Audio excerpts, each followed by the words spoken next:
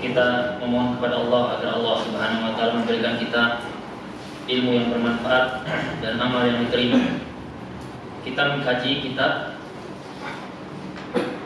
Al-Insaf, Insaf Ahli Sunnati wal Jamaah wa Mu'amalatuhum li mukhalifihim, yaitu pertengahannya Ahli Sunnah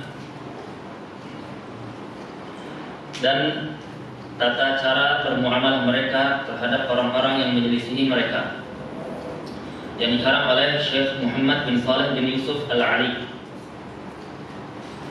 Kitab ini bagus sekali. Kami sudah pernah membacanya dan mengkajinya di beberapa tempat. Kita baca langsung isinya, dan kita tidak baca semuanya. Ini kita baca yang inti-intinya ya, karena kitabnya panjang 200-an halaman lebih. Makanya mau difotokopi tidak ini. Yang mau fotokopi silahkan pakai uang sendiri pribadi ya. Itu sudah kasih Ustaz Isna. Tapi pondok tidak fotokopikan karena terlalu banyak. Nanti banyak yang utang ya. Banyak yang utang terbiasa keenakan. Orang kalau terbiasa mudah itu menyepelekan ya. Kalau terbiasa enak serba majana ya, biasanya menyepelekan ya. Qala al-mu'allif rahimahullah ta'ala muqaddimah alhamdulillahilladzi khalaqal insana 'allama al-Qur'an wa wada'a al-mizan wa asyhadu an la ilaha illallah wahdahu la syarika lahu wa asyhadu anna Muhammadan 'abduhu wa rasuluhu ballagha al-Qur'ana wa aqama al-'adla wal mizana sallallahu ala alihi wa ashabihi wa sallam tasliman amma ba'du. Inna syadda ma buliyat bihil ummah tafarruquha wa ikhtilafuha dzalika ad-da'u al-'idal ladzi ma intasabu bihi ummatun illa wa yadhriha wa yusallatu 'alaiha 'ada'uha. Yaqul Syekh al-Islam Ibn Taimiyah rahimahullahu ta'ala wa hadha at-tafriq alladhi hasala min al-ummati ulama'iha wa masyaikhiha wa umara'iha wa kubara'iha huwa alladhi awjaba tasallutu al-a'da' walladzi aujaba tasallutu al-a'da 'alaiha. Di muqaddimah ini beliau menyampaikan bahwasanya masalah yang paling berat, masalah yang paling azim, yang paling banyak menimpa umat ini adalah masalah besar yang itu adalah tafarruq wa ikhtilaf dan perselisihan yang sampai pada taraf perpecahan wala wal bara. Dan itu yang pernah kita singgung di awal pertemuan.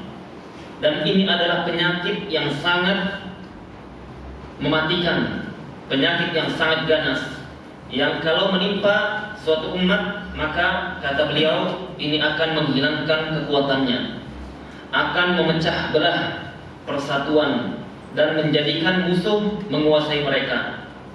Syekhul Islam Ibn Taimiyah rahimahullah ta'ala menegaskan hal ini. Wa hadha at-tafriqul ladzi hasala minal ummah, dan perselisihan yang terjadi pada umat ini, pada ulamanya, pada masyaikhnya, pada petinggi negaranya, pada tokoh-tokohnya, huwa alladzi aujaba tasallutu al-a'da'i 'alaiha. Inilah yang menyebabkan kehinaan atau menyebabkan kekuatan musuh terhadap mereka, kuatnya musuh kepada mereka, menguasainya musuh kepada kaum muslimin. Wa dzalika bi tarkihimul 'amal bi ta'atillah wa rasulih. Yang demikian itu terjadi sebab apa? Sebab mereka kaum muslimin meninggalkan al-'amal bi ta'atillah wa rasulih, beramal dengan taat kepada Allah dan Rasulnya. Famata tarakan nasu ba'da ma amarahumullahu bihi waqa'at bainahumul 'adawatu wal baghdha. Maka kapan umat ini, manusia, mereka meninggalkan apa yang Allah Subhanahu wa taala perintahkan, meskipun hanya sebagian, maka akan timbul di antara mereka al-adawatu wal baghdha, permusuhan dan perpecahan. Wa idza tafarraqal qaumu fasadu wa halaku. Apabila suatu kaum itu berpecah belah, mereka akan fasadu, rusak, wa halaku, dan akan binasa. Wa idza ijtama'u salahu wa malaku, dan apabila mereka bersatu, maka mereka akan menjadi baik dan mereka akan menguasai. fa innal jama'ah rahmatun. Sesungguhnya sesungguhnya persatuan al-jamaah itu adalah rahmat, wal furqata adzabun, sedangkan perpecahan itu adalah sebuah azab. Maka ucapan Syekhul Islam ini sering sekali disampaikan oleh masyayikh kita, guru-guru kita, terutama Syekhuna Syekh Abdul Hasan Al-Muhaddits hafizahullah taala. Banyak sekali masalah kaum muslimin, banyak sekali masalah di tubuh kaum muslimin. Tetapi yang paling besar dan yang paling urgen untuk diperhatikan, yang paling harus segera diobati, yang harus segera dibenahi adalah at-tafarruq, perpecahan, perselisihan yang berujung pada wala wal bara. Dan ini terjadi kalau antara Islam dengan selain Islam, itu memang sudah harus seperti itu, tidak bisa ketemu. Antara ahlu sunnah dengan ahlu bid'ah harus dia terjadi perbedaan, karena tidak akan ketemu antara ahlu sunnah dengan syiah, tidak bisa ketemu. Tetapi yang jadi masalah adalah ketika terjadi perpecahan di tubuh kalangan kaum muslimin yang mereka sama-sama mengintisab, sama-sama menisbahkan diri kepada ahlu sunnah. Di sini permasalahan besarnya. Kalau kita tanya, apakah yang disampaikan oleh Syekhul Islam itu terjadi? Terjadi. Sudah sejak zaman dahulu terjadi perpecahan. Sejak abad ketiga, atau bahkan sejak abad ketiga, bahkan zaman abad kedua itu telah terjadi perpecahan di tubuh kaum muslimin. Tetapi di zaman itu masih banyak ahli ilmu. Di abad kedua masih banyak ahli ilmu, abad ketiga masih banyak ahli ilmu. Sampai di akhir abad ketiga, 300 Hijriah terakhir. Dan itu adalah masa peralihan salaf dengan khalaf. Maka disitulah terjadi perpecahan yang betul-betul luar biasa perpecahannya di tubuh kalangan ahlu sunnah sendiri. Kalau ahli bid'ah dengan ahlu sunnah sudah jelas. Siapapun mengetahui ini benderanya ahlu sunnah, ini benderanya ahlu bid'ah. Orang-orang tahu oh itu Qadariyah, orang-orang tahu itu Syiah, orang-orang tahu ini Jahmiyah, ini Mu'tazilah, ini Syiah, ini Khawarij. Mereka mengetahui kelompok-kelompok bid'ah seperti itu. Tetapi setelahnya terjadi perpecahan yang sangat kuat di tubuh ahlu sunnah sendiri. Secara umum mereka ahlu sunnah berpecah menjadi 3 kelompok besar. Yang pertama yang mengikuti jalannya Imam Ahmad, yaitu yang dikenal dengan Hanabilah. Kemudian yang mengikuti jalannya Abu Mansur Al-Maturidi, yang dikenal dengan Maturidiyah. Kemudian yang mengikuti jalannya Imam Abul Hasan Al-Asy'ari, yaitu Asy'ariyah. Dalam bab akidah, dalam bab usul i'tiqad, keyakinan, dalam bab keyakinan mereka berselisih, berpecah belah, berbeda pendapat dalam bab akidah. Dan ini pembahasannya terkait mengenai sejarah. Tetapi setelah itu terjadi perselisihan yang lebih kuat lagi. Kenapa? Di zaman awal mereka tidak terlalu kuat. Kenapa? Karena mereka ahli ilmu, ulama hadis semuanya. Abu Mansur Al-Maturidi ulama hadis, yang mengikuti madhabnya Hanabilah ahlul hadis, yang mengikuti atau Imam Abul Hasan Al-Asy'ari ahlul hadis, dan murid-murid mereka ahlul hadis. Tetapi apa? Tetapi karena sebab terjadinya perpecahan di kalangan ahli ilmu, maka muncul generasi berikutnya dan berikutnya. Generasi berikutnya ini ilmu semakin pudar, ilmu semakin jauh. Masa mereka dengan nubuwah, dengan kenabian, dengan sahabat Nabi sallallahu alaihi wasallam semakin jauh. Sehingga mereka semuanya secara umum ahlu sunnah sama-sama mereka intisab kepada ahlu sunnah. Mereka sama-sama intisab kepada ahlu sunnah. Mereka mengatakan bahwasanya masdar kami, metode kami dalam beragama itu 3. Kitabullah, sunnah Rasulullah, dan ijma'nya salaf. Antara Hanabilah dengan Asy'ariyah dan Maturidiyah sama jawabannya. Intisabnya sama-sama menisbahkan diri kepada ahlu sunnah, kepada generasi salaf. Hanya terjadi perbedaan faham. Dan di sini ketika terjadi perbedaan faham di kalangan ahli ilmu, itu masalahnya ringan. Tetapi ketika yang berbeda pendapat itu adalah orang-orang yang jauh dari ilmu. Disinilah nambah masalah besar. Disinilah masalah menjadi lebih besar, menjadi semakin parah, menjadi semakin brutal. Sehingga ketika terjadi perbedaan, orang-orang ketika berbicara di atas ilmu, maka masalah yang ada, perselisihan yang terjadi itu bisa dinetralisir, bisa diminimalis, bisa diringankan, bisa terjadi dialog ilmiah di antara ahli ilmu. Tetapi ketika yang berbicara orang-orang yang sudah tidak pernah ketemu sahabat, tidak pernah ketemu salaf, mereka zamannya jauh dari generasi salaf, mereka berselisih tetapi di atas dasar selain ilmu. Mereka pada hakikatnya belum mengetahui dengan detail bagaimana penjelasan para ulama dari masing-masing madhab yang ada dalam bab akidah ini, yang mengintisab kepada ahlu sunnah. Maka ketika itu terjadi, semuanya berbicara, masalah semakin tambah besar.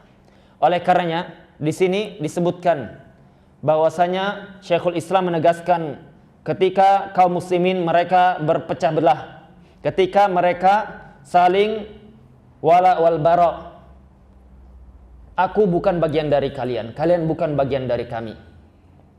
Kalian kelompok bid'ah yang dikhabarkan Nabi sallallahu alaihi wasallam. Kalian kelompok yang dikhabarkan Nabi masuk neraka. Dengan sangat pastinya, dengan sangat jazmnya, maka disinilah terjadi saling tuduh menuduh. Hanabilah menuduh kepada Asy'ariyah seperti itu. Asy'ariyah pun tidak mau kalah menuduh seperti itu Hanabilah. Maturidiyah pun seperti itu, dan terjadilah turunan-turunan yang tidak habis, tidak selesai sampai zaman kita.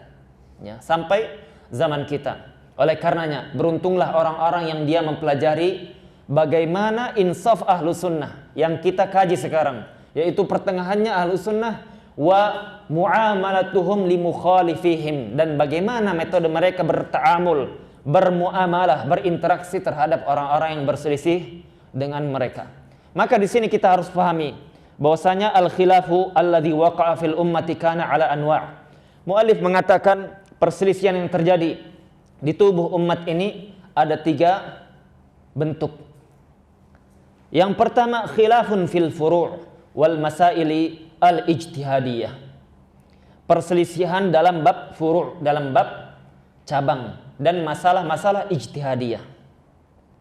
Yang kedua adalah khilafun fil ara'i was siyasati wa majalis syura wa majalatis syura, yaitu perselisihan dalam bab pendapat, beda pendapat, dalam bab siyasah syar'iyah, dalam bab perpolitikan, atau dalam bab masalah permusyawaratan.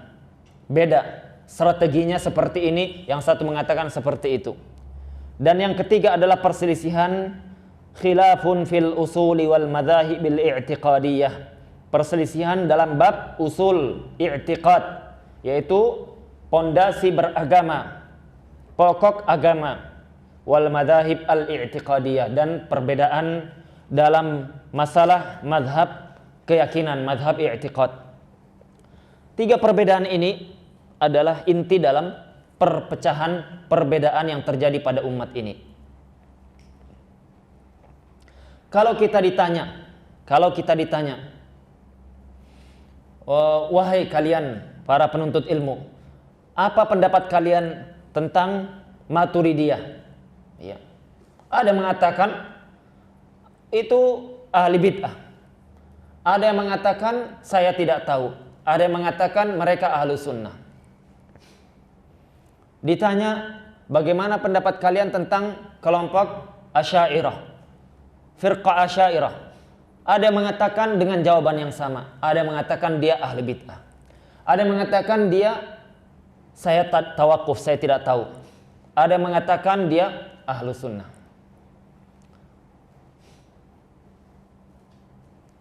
Kalau kita dibalik, orang-orang Asy'ariyah ditanya, orang-orang Asy'ariyah ditanya, orang-orang Maturidiyah ditanya. Orang-orang Asy'ariyah isinya bukan orang-orang jahil, bukan orang-orang yang tidak paham ilmu agama.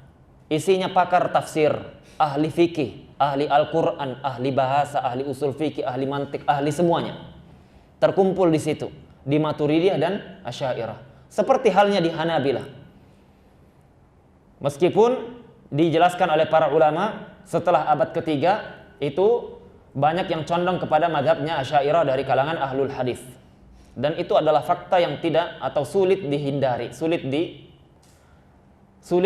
ditolak ya. Karena fakta sejarah menuliskan banyak sekali ulama madhab Asy'ariyah. Bisa dibaca di tabaqat atau madhab yang ada di kalangan tarajum atau di kitab-kitab tarajum ruwat, yaitu tentang biografi para ulama setelah abad ketiga. Kalau Hanabilah ditanya, seperti itu jawabannya tadi ya. Kalau yang ditanya Asy'ariyah atau Maturidiyah, sebaliknya jawabannya apa? Hanabilah banyak melakukan kesalahan fatal dalam bab akidah. Mereka berselisih apakah kafir atau masih belum kafir, apakah dia muslim atau keluar dari Islam karena kesalahan fatal dalam bab akidah. Versi siapa? Versi Maturidiyah dan Asy'ariyah. Ada yang mengatakan masih Islam, itu kebanyakan mereka. Tetapi mereka mengatakan Hanabilah kebanyakannya adalah kelompok mubtadi'ah, kelompok ahli bid'ah. Sama. Hanabilah ditanya, dia tuduh Asy'ariyah dan Maturidiyah secara umum seperti itu hukumannya. Ada yang mengatakan ahlu sunnah dengan qaid, ya, dengan catatan kaki. Ada yang mengatakan tawakuf, saya tidak tahu. Ada yang mengatakan dia ahli bid'ah. Ya. Kalau ditanya sebaliknya, Asy'ariyah dan Maturidiyah, sama jawabannya. Ada yang tawakuf, ada yang mengatakan masih ahlu sunnah, ada yang mengatakan ahlu bid'ah. Dan sebagian mengatakan sudah keluar dari Islam sebagian mereka karena apa? Kesalahannya fatal. Ya. Maka kalau kita kembali kepada akidah Islam, maka yang mana yang benar? Ketika isinya kelompok yang ada tadi yang sama-sama intisab kepada madhab ahlu sunnah, yang sama-sama mengatakan sumber agama kami adalah kitab, sunnah dan ijma'nya salaf, sama mereka, sama ya, dalam bab sumber sama, dalam bab mengatakan ada satu firqah yang selamat sama, yaitu firqah ahlu sunnah. Dalam mengatakan sahabat Nabi sallallahu alaihi wasallam kulluhum udul, semuanya adalah orang-orang yang adil. Dalam bab masalah tentang Nabi sallallahu alaihi wasallam, risalah kenabian, mereka secara umum sama. Maka apa? Maka di sini kita dihadapkan pada permasalahan yang berat. Ini memiliki masdar talaqi yang sama, itu juga sama. Ini memiliki ulama, itu juga memiliki ulama. Ini ulamanya ahlul hadis, ahlu tafsir, ahli fikih, ahli aqidah. Ini juga ulamanya ahli tafsir, ahli fikih, ahli aqidah, ahli hadis. Pertanyaannya, pendapat yang mana yang kita pegang? Pendapat yang mana yang kita pegang? Oleh karenanya kemarin kita sudah singgung, yang kita butuhkan dalam mengetahui al-haq, kebenaran adalah apa? Ad-dawabit, rambu-rambu. Ya. Jadi kita harus fahami rambu-rambu itu dan dikaji. Dan pengkajian itu butuh waktu yang tidak singkat. Karena butuh ilmu alat, ilmu bahasa Arab. Butuh ilmu usul fikih. Butuh ilmu hadis, ya, ilmu riwayat. Kemudian setelah itu apa? Selesai? Tidak. Kita harus mengkaji tentang masalah tafsir.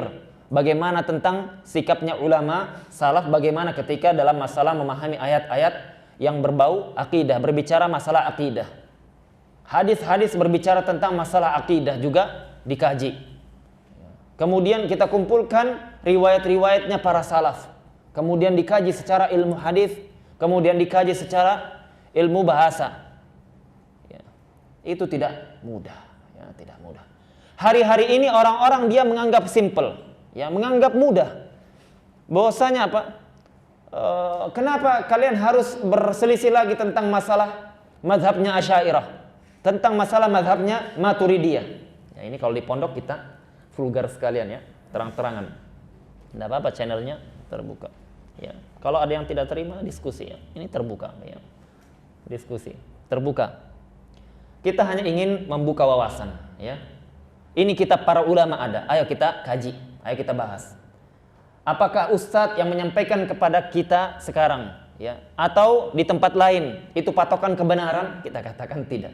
Patokan kebenaran bukan ustadz sama sekali. Ustadz tidak ketemu salaf. Kalau dia ketemu Imam Ahmad, mudah. Ketemu Imam Ahmad, ya ustadz, berarti Anda jadi patokan kami dalam beragama. Karena Imam Ahmad benar akidahnya, lurus keyakinannya. Sudah, mudah kan? Ketemu Imam Bukhari misalkan, ketemu Imam Syafi'i, atau ketemu Abu Bakar, mudah. Ya, anak ketemu di mimpi, dia katakan yang benar adalah kelompok ini. Ya, benar tidak mimpinya ini masalah lagi kan? Apakah mimpi jadi sumber landasan atau tidak? Ini masalah lagi. Ya, karena ada yang seperti itu.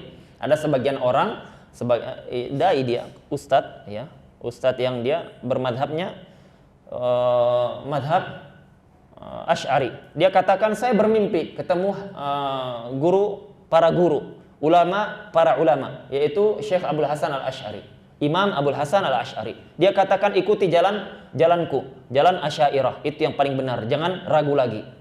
Kemudian apa? Dia jadikan sandaran itu kebenaran. Tidak semudah itu. Ya. Kalau nanti dari Hanabilah dia klaim juga dia punya mimpi. Yang mimpi 10 orang bagaimana?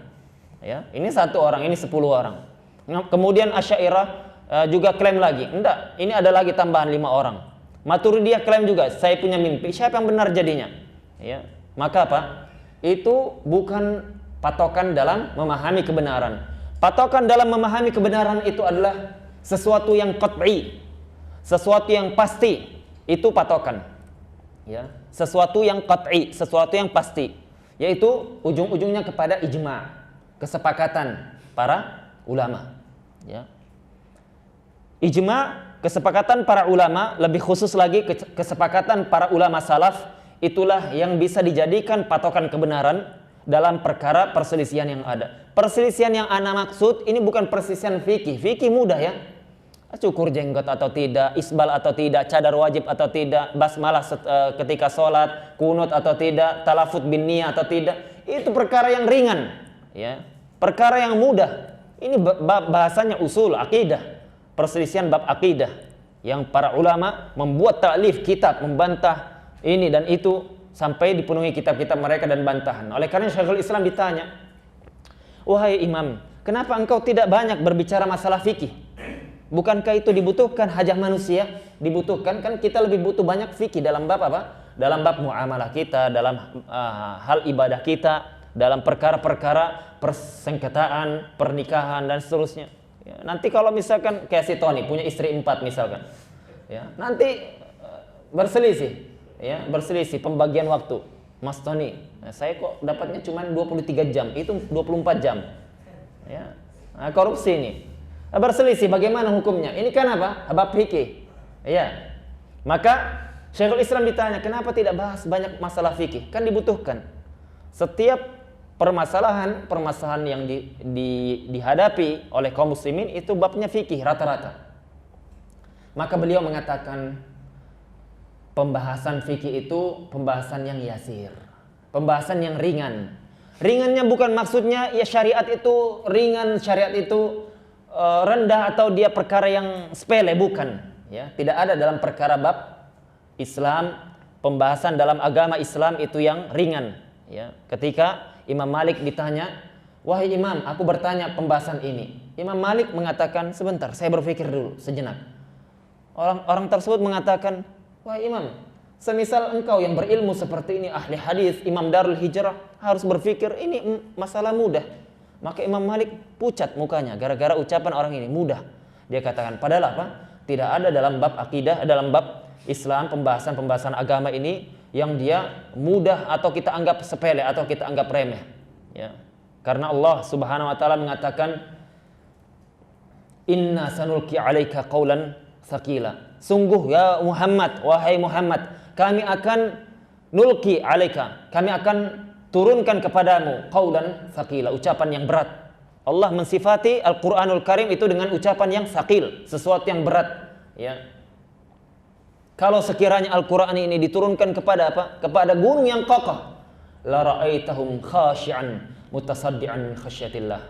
Kalian akan lihat gunung tersebut apa? Hancur, ya, berkeping-keping, hancur seperti bulu yang berterbangan itu.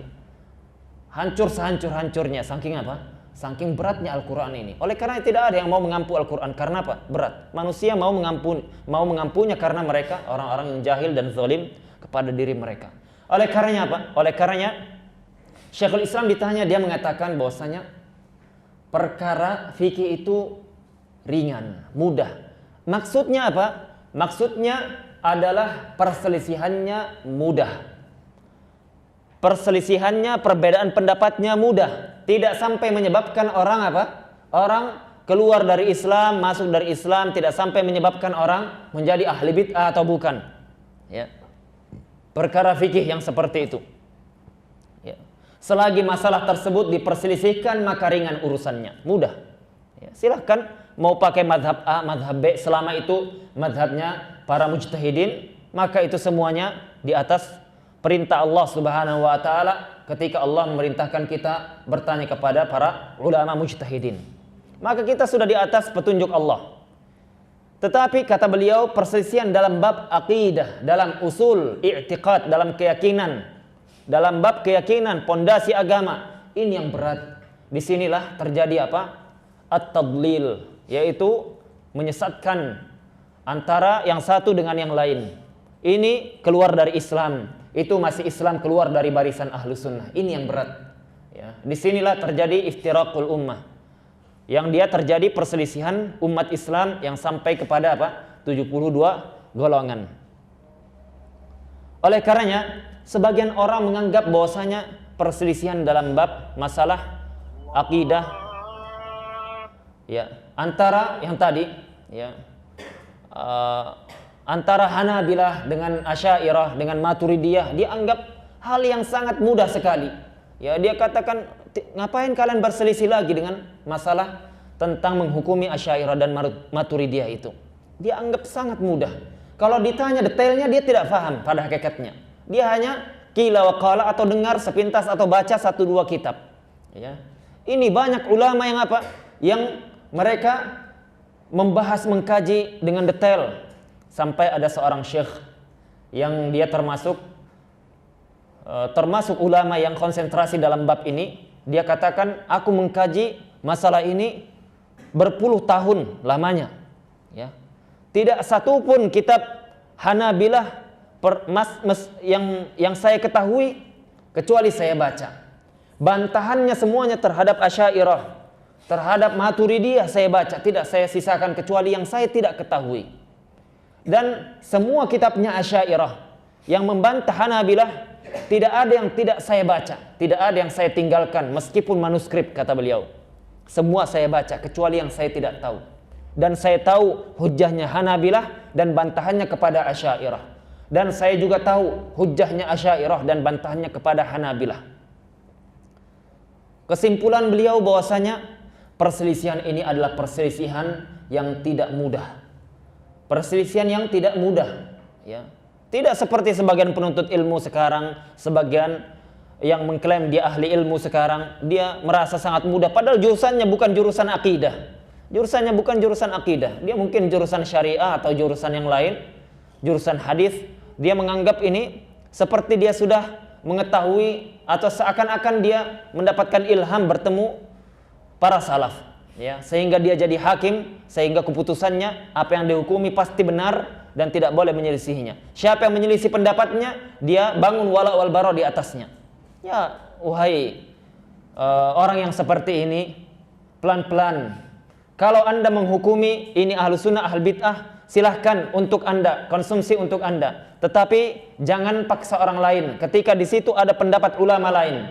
Ketika para ulama ini adalah a'immah mujtahidin di dalamnya. Kalau Anda mengatakan orang-orang dari kalangan Asy'ariyah mengatakan Hanabilah adalah kelompok mujassimah yang sesat menyesatkan, maka di sana ada Al-Imam Bukhari, di sana ada Al-Imam Ahmad, di sana ada Imam Muslim, di sana ada Imam Ibnu Khuzaimah dan seterusnya. Mereka semuanya a'immah kibar, ulama yang sangat luar biasa keimamannya, keilmuannya, kewaraannya. Apa yang Anda katakan terhadap a'immah seperti itu? Di sana ada Imam Ad-Darimi dan lain-lain. Maka apakah Anda akan mengatakan mereka mujassimah dan mereka ahlu bid'ah? Dan kita katakan kepada orang-orang yang menuduh Asy'ariyah dengan sangat mudahnya, kita tidak mengklaim bahwasanya di sana memang ada pendapat Asy'ariyah di versi Hanabilah. Asy'ariyah ada yang mengatakan mereka ahli bid'ah, ada yang tawakuf, ada yang mengatakan ahlu sunnah dalam perkara-perkara yang selaras dengan ahlu sunnah. Karena penyelisihannya tidak sampai mengeluarkannya dari barisan ahlu sunnah. Dan kita tahu ini, kita baca, kita sudah kaji. Tetapi mengklaim bahwasanya itu adalah pendapat final. Ini Asy'ariyah, Maturidiyah tidak perlu lagi diperselisihkan. Ini adalah final, pendapat yang paling benar. Dan sisanya tidak dianggap sama sekali adalah mereka ahli bid'ah. Mereka yang digolongkan Nabi sallallahu alaihi wasallam 72 golongan yang masuk neraka. Maka kita katakan, wahai ustadz, syekh, imam, ya. Orang yang berkata seperti ini, di sana ada a'immatul Asy'ariyah. Imamnya para ahli hadis, Al-Imam Asy-Syatibi. Siapa yang tidak kenal namanya? Rujukannya Ahlul Islam. Al-Imam An-Nawawi rahimahullahu taala.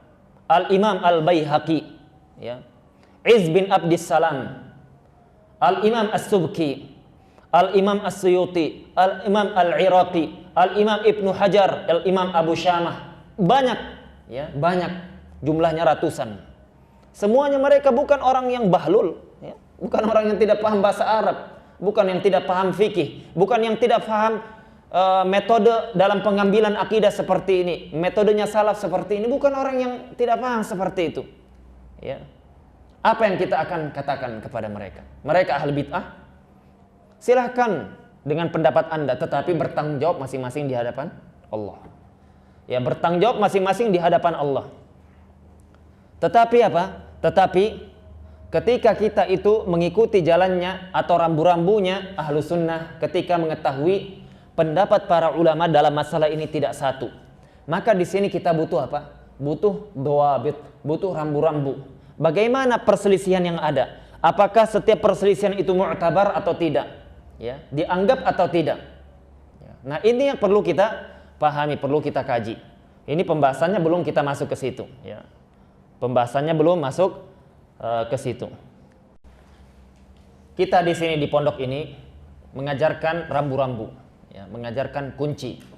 Kalian semuanya hur, bebas mau ikuti Ustadz A, Ustadz B terserah, Ustadz online offline boleh, Ustadz lokal luar negeri boleh, ikuti Ustadz Wamena pun boleh, ya silahkan. Ya, antum misalkan ana pokoknya ndak ana cocok dengan Ustadz ana yang dia manhajnya kokoh, ya.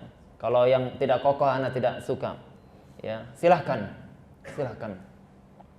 Tetapi apa? Tetapi setiap kita dimintai pertanggungjawaban di hadapan Allah Subhanahu wa taala. Ketika kita mengatakan ya kafir atau ya mubtadi', wahai orang kafir, wahai orang mubtadi', sesuatu yang bukan pada dia, sesuatu yang bukan pada mereka, maka kita akan dimintai pertanggungjawaban, ya. Dan itu semuanya adalah hukum syar'i yang wajib kita perjelas metodenya, rambu-rambunya. Itu yang paling penting, ya. Karena di situ memang terjadi silang pendapat di kalangan ulama, ya. Perbedaan pendapat di kalangan para ulama. Tetapi yang harus kita pahami bahwasanya kita itu memiliki maqam, memiliki tingkatan, memiliki ranah yang boleh kita masuk, yang tidak boleh kita masuk.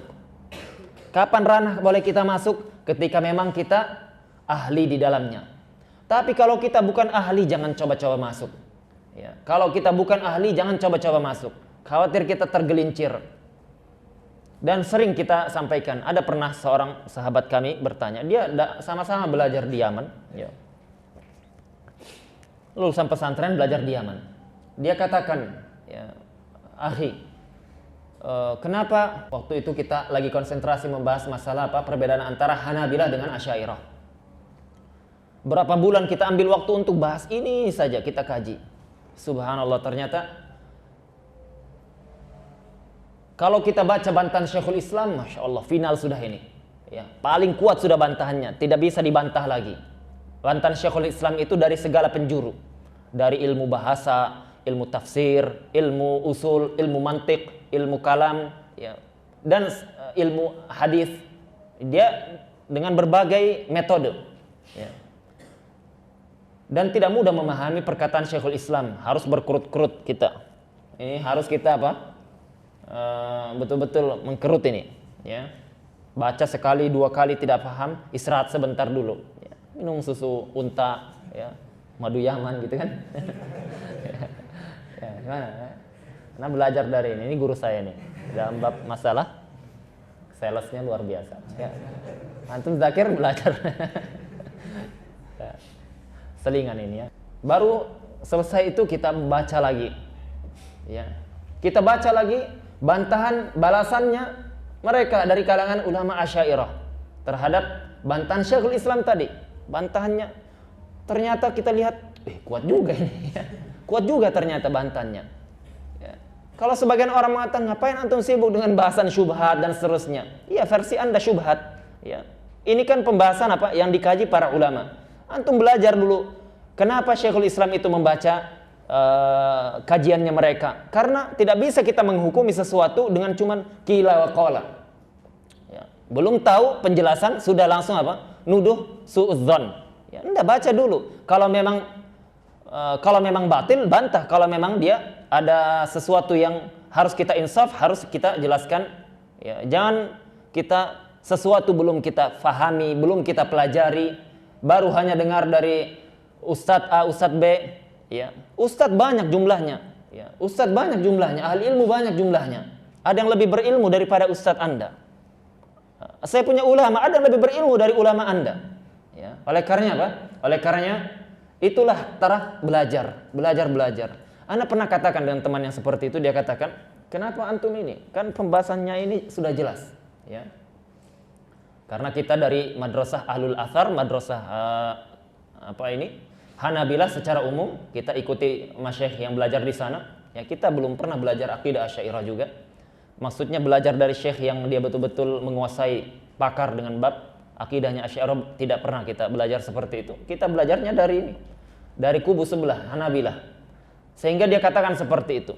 Tapi kan kita kaji, kita baca buku-buku saling bantah-bantahan antara dua madhab ini. Meskipun kita bukan orang yang pendalaman seperti halnya sebagian para sahabat kita yang lain yang memang pendalaman di situ, di bidangnya. Tetapi kita membaca tidak mudah ternyata. Dia katakan teman kita ini dia belum baca, dia belum kaji. Dia katakan, kenapa antum ini? Kan sudah jelas perkaranya. Ya. Syekh A, Syekh B disebutkan, Syekh C dan dia sebutkan ini mengatakan ini dan itu. Kita katakan, sejak kapan patokan beragama itu Syekh A, Syekh B? Ya. Sebutkan di usul ahlu sunnah.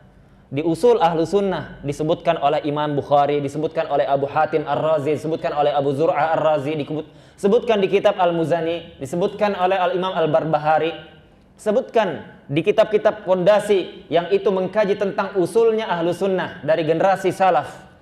Itu kitab-kitab di mana ada tentang patokan dalam beragama adalah ulama dari kalangan muasirin, dari kalangan ulama kontemporer.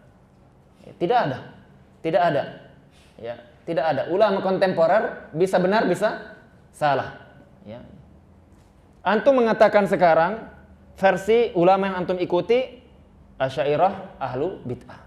Antum tanya ulama Asy'ariyah, ulama yang antum ikuti sesat dia. Ya. Nah, siapa yang jadi patokan sekarang?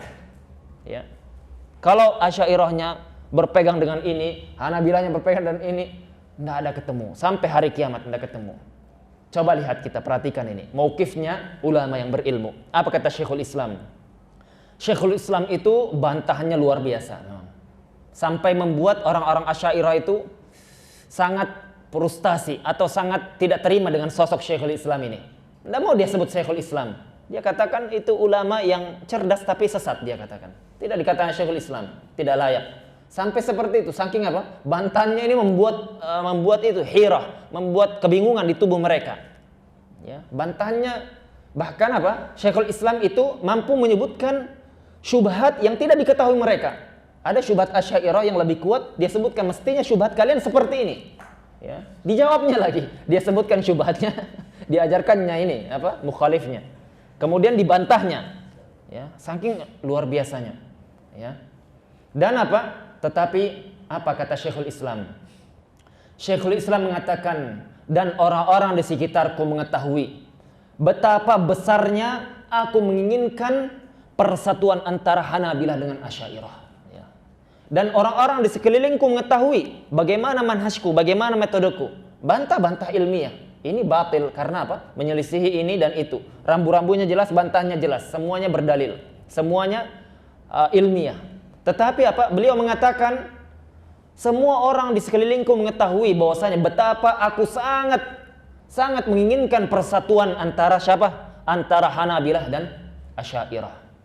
Ya. Dan ini yang tidak terjadi di kalangan orang-orang yang mengklaim mengikuti metodenya Syekhul Islam Ibn Taimiyah rahimahullah ta'ala. Ya. Dan kita lihat di antara murid-murid Syekhul Islam itu ada yang madhabnya Asy'ariyah, ada yang madhabnya Asy'ari. Ya. Al-Imam Ibnu Hajar Al-Asqalani dia Asy'ari dia. Ya.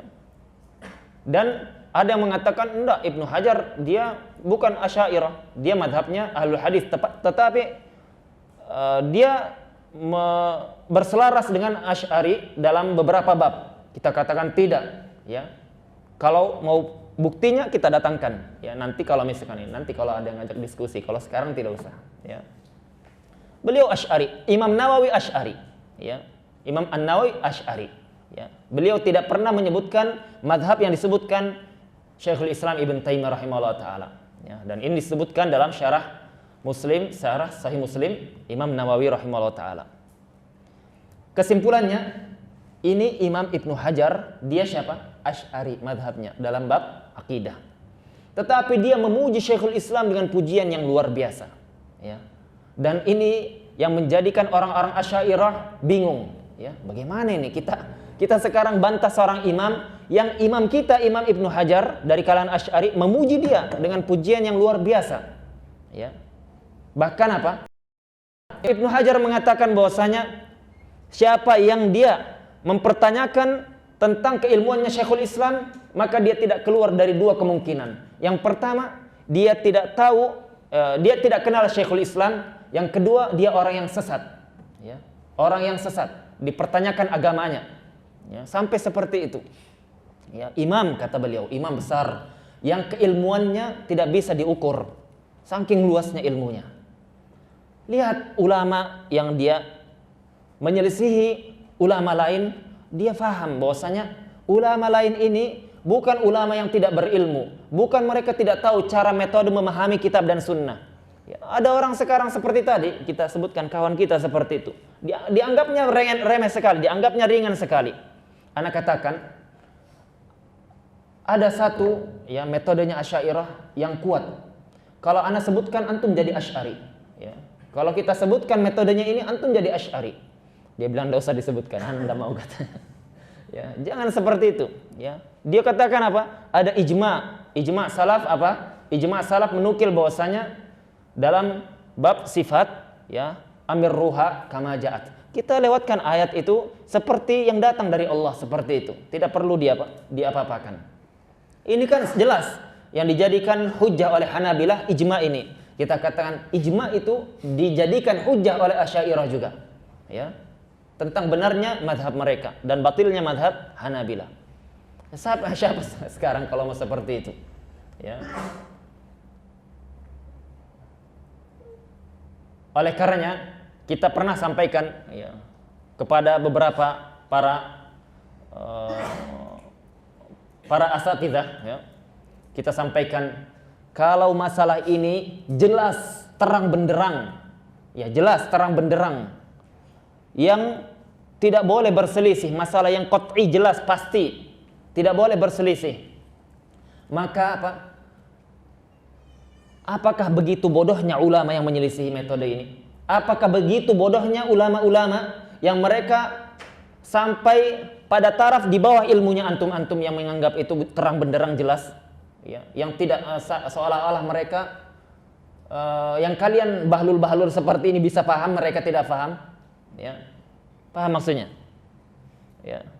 Kalau mereka itu tahu ini masalah jelas, tidak berselisih mereka, tidak berselisih, ya, tidak berselisih. Dan ulamanya ini bukan seperti ulamanya Jahmiyah dan lain-lain yang memang ahli bid'ah, yang memang turunan mereka bukan seorang ulama, bukan ulama isinya, ya. Tetapi ini ulama isinya. Oleh karenanya ada bagus sekali. Ahlu sunnah itu diketahui dengan apa? A'immahnya. Kalau a'immahnya bukan a'immah ulama Islam, maka itu ciri utama bukan ahlu sunnah. Itu gampang. Ya. A'immahnya siapa? Isinya siapa? Kalau isinya Syiah lihat, Jahmiyah lihat, Khawarij lihat, Murji'ah lihat, ya. Kemudian Mu'tazilah lihat, ya. Kemudian Syiah lihat, ya. Isinya, pentolannya dan turunan-turunannya bukan ulama, ya, bukan ulama, tidak digolongkan ulama ahlu sunnah, ya, tidak digolongkan ulama ahlu sunnah. Oleh karena kita pernah sampaikan seperti itu. Kalau ini perkaranya ringan, mudah, masalah terang benderang, antum saja paham, mestinya mereka juga paham. Mestinya mereka berkali-kali lipat, beratus kali lipat pahamnya dibandingkan kalian. Tetapi tidak semudah itu. Oleh karena apa? Terjadi perselisihan yang kuat seperti ini. Ya. Nanti masalah ini perselisihan yang boleh berselisih atau tidak boleh berselisih itu ada kajiannya, tidak sedang kita bahas sekarang. Yang intinya apa?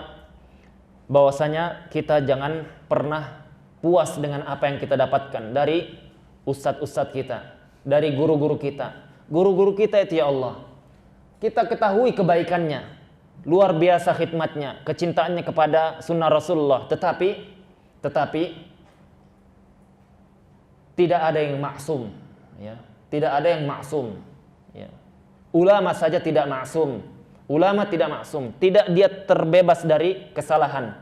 Ulama saja banyak yang tergelincir, apalagi ustadz. Ulama banyak yang telah terjadi kesalahan pada mereka. Mereka mengakui itu, apalagi ustadz. Jangan pernah fanatisme, dan kajian fanatisme itu panjang pembahasannya, kita akan lanjutkan di pertemuan berikutnya. Yang ingin kita sampaikan bahwasanya terus belajar dan belajar, mengkaji, kaji dan terus dikaji. Pelajari agama ini dengan runut. Pelajari agama ini dari ahlinya. Jangan hanya asal copot, ya. Dia ahlinya syariah dalam bab fikih. Kemudian diambil dalam bab misalkan hadis. Kemudian dia berfatwa seolah-olah dia yang ahlinya. Di situ ada ahli hadis, ya. Di situ ada ahli hadis. Kita kembalikan setiap ilmu itu kepada ahlinya. Ya, jadi jangan pernah fanatisme. Yang kedua, kembalikan setiap pembahasan itu kepada ahlinya. Kalau di situ masalah qat'i, ulama tidak berselisih, ulama tidak berbeda pendapat. Kalau itu masalahnya terjadi perselisihan di kalangan para ulama, maka dilihat lagi perselisihan itu apakah mu'tabar dianggap ataukah tidak, dan itu kajiannya akan kita sampaikan di pertemuan berikutnya. Ini yang bisa kita sampaikan. Mudah-mudahan antum diberikan Allah Subhanahu wa taala hidayah. Dan kita sudah sampaikan bahwasanya manhaj salaf adalah manhaj yang final. Tidak ada pilihan, sebagaimana Islam adalah final, tidak ada pilihan. Jadi jangan asal tuduh orang mengatakan ketika ada sampai penjelasan yang berbeda dengan ustadz kita langsung tuduh bahwasanya ini ustadznya apa? Ustadznya tidak paham, ustadznya seperti ini, ustadznya seperti itu. Ya, Anda yang tidak paham, kajian Anda yang masih belum luas, ya. Pembahasan Anda yang masih belum dikaji, ya. Guru Anda yang masih sedikit, bacaan Anda yang masih belum banyak, ya. Sudah tidak kalian baca kitab-kitab akidah yang dia berisi dengan periwayatan-periwayatannya? Rata-rata belum, ya, rata-rata belum, ya. Hanya itu tadi, itu sebagian orang dia mengklaim mengikuti jalannya para ulama salaf, tetapi pada hakikatnya mereka memiliki standar ganda yang tidak memiliki dhawabit dalam sumber rambu-rambu memahami agama. Oleh karenanya terus belajar dan kaji. Semoga Allah Subhanahu wa taala memberikan kita hidayahnya. Subhanakallahumma wa bihamdika asyhadu an la ilaha illa anta astaghfiruka wa atubu ilaik. Assalamualaikum warahmatullahi wabarakatuh.